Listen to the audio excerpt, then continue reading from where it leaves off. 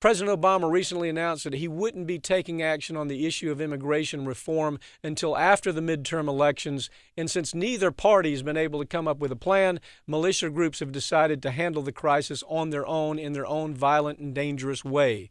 Joining me now to explain what's happening is author David Neiwert. David Neiwert is the author of the book And Hell Followed With Her. You know, it's amazing to me that, David, that the failure of these organizations, they're either incompetent or there simply is there's no demand by the public to get behind them. These organizations that have tried to stop immigration there on the borders with, whether it's roadblocks or arms blocks or whatever it is, they're always saying, we're going to stop it, we're going to go down there, have a demonstration, and then nothing ever happens. What's the latest that's happened in these patriot types that have gone, these militia types that have gone and tried to stop immigration? Well, one of the outfits that we've actually had a group of militiamen down on the border in the Brownsville area, and they've been running a camp called Camp Lone Star.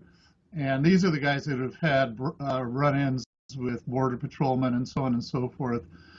A couple of the characters from this outfit actually went off on their own. There was the usual internecine disputes at Camp Lone Star.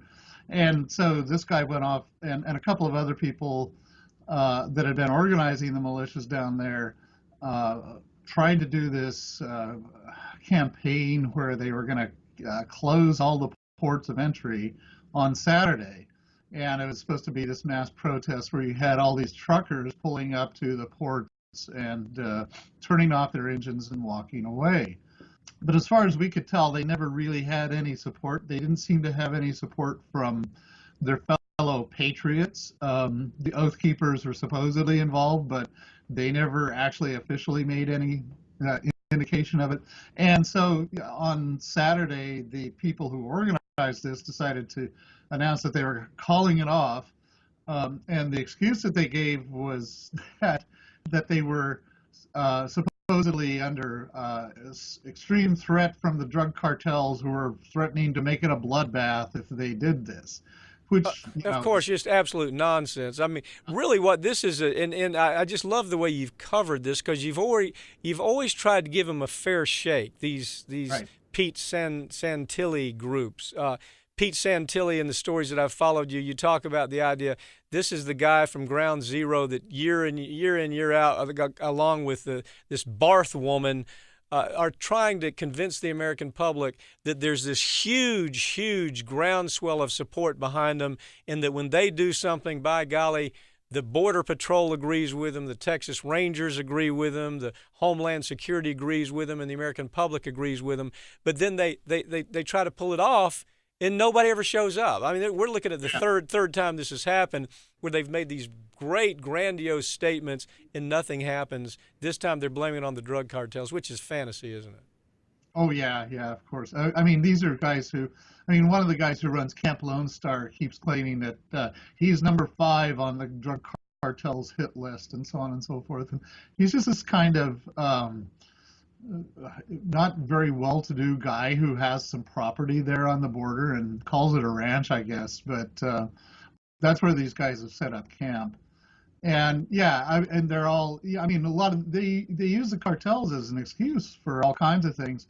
They had this scene with Santilli's caravan where they supposedly had to evacuate a hotel at 4 a.m. because these militiamen came around and said, you guys are about to be set up by a cartel ambush and we got to get you out of here. And it was this bizarre paranoid game where they all fled this hotel at 4 a.m. I follow it. It's almost, they dress, okay, first of all, they dress up like they have some, long-term military experience, policing experience. They don't. They this idea of them using their arms, there's these guns and riding around their horses and their jeeps.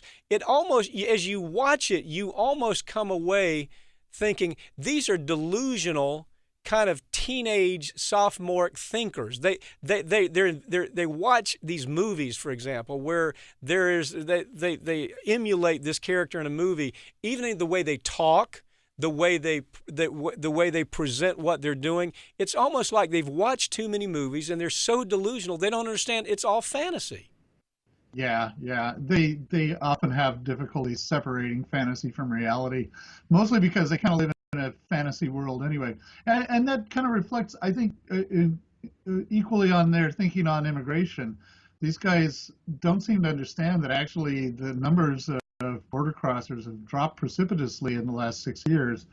And so they're waving this flag and saying we've got all these people coming over the border. We really don't. What we've had is this increase in child refugees from Central America, a pretty dramatic increase in that. And that's what these guys are all on about. One thing that's interesting to me, David, as I read your material, I know you've written and we've talked about this in the past, it's almost like the one hand of the real immigration nuts don't know what the other hand of the real immigration nuts are doing. For example, one hand of the immigration nuts is the U.S. Chamber of Commerce. The U.S. Chamber of Commerce is dying to have workers come into this company that will work for below minimum wages, that will work in sweatshop conditions. The U.S. Chamber of Commerce wants this influx of people. They don't say it publicly because they don't want to say that what they're trying to do is they're trying to play both sides of the fence. But there's no question that U.S. Chamber of Commerce is promoting this. They've actually met with President Obama to try to say to him, hey, let him come in. Our companies want cheap labor. And then the worker out there is saying, well, gee whiz, I didn't know the U.S. Chamber of Commerce was doing this because it's so well hidden by the U.S. Chamber of Commerce. Yeah, yeah. Well, that's right. And of course, those are the same forces that actually want to enforce the status quo. It's why we can't get any kind of sensible immigration reform passed. Partly because, I mean, these guys are all on about border security. They're claiming that terrorists are coming over the border. Well, this plays right into what happens in Congress when members of the House say, well, we're not going to vote for anything until we get border security. We're not going to vote for immigration reform until we can secure the border or until we can build this giant border fence. And that's just putting the cart before the horse. You're never going to get that border fully secure until you deal with the underlying problems that make it. Which are trade pacts that Bill Clinton started with NAFTA and CAFTA, and Obama seems intent on promoting, and Republicans love because they get all of their money from corporate America, and the corporate America loves these trade pacts that put people out of jobs. And the trade pacts, these treaties, are what's causing the overwhelming majority of these problems. Well, look, as this goes on, it's interesting to follow Fox News. I know you will. I do it to torture myself sometimes, just so I follow Fox News so the people I do stories on, they don't have to follow it. So, but what I'm seeing right now is Fox News talking about how the border is not secure and we have ISIS kind of terrorists crossing the border. I think they did 3 or 4 stories on that last week. Are you seeing more and more of that? Yeah, and the entire source for that story is this militiamen down on the border who are these guys who claim that they are talking to border patrolmen who are telling them this privately. But the Border Patrol, of course, is saying, no, we haven't done anything. But, what they're saying is that what Border Patrol is doing is sweeping these radical Muslims up and putting them and incarcerating them, but hiding all the records. Yeah, and we don't know about it. Yeah, that's so typical of Fox News. David, thank you for joining me, okay? You bet. David Neiwert is the author of the book, And Hell Followed With Her.